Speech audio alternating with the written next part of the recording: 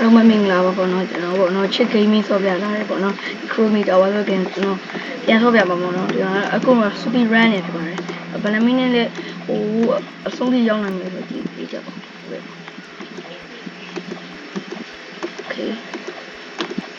ဘယ်နှမိနစ်လဲရောက်နိုင်လို့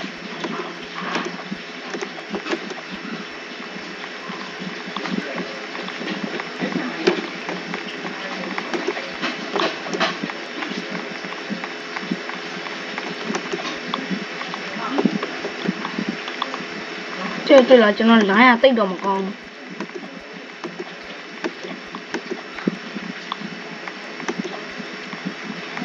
းကျေပုံလေးပြလာဒီပုံမှာလမ်းဟုတ်ခရုံနှစ်ခုလောက်ထားရကွာ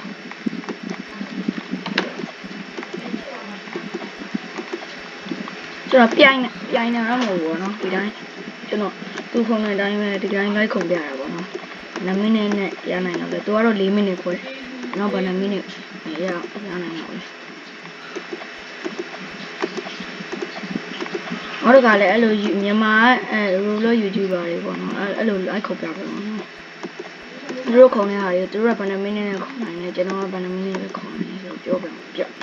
ခုံပြမှာဖြစ်ပါတယ်သူတို့ဒီ chip game ရတော့ပေါ့နော်ဟို4မိနစ်ခွဲနေရတယ်ကျွန်တော်ကတော့ဘာ2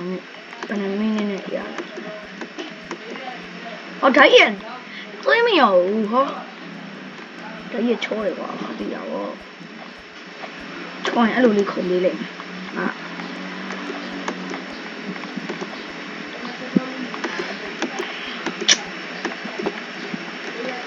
ကျွန်တော်ဆိုဒီဘက်မှာခဏခဏ error တက်တာဘာမှမကောင်းထစ်လိုက်တာကွာဒီတဲပုံတော်လေးလိုက်ရလိုက်ဒီကိန်းကမုံသေးဘူးနော်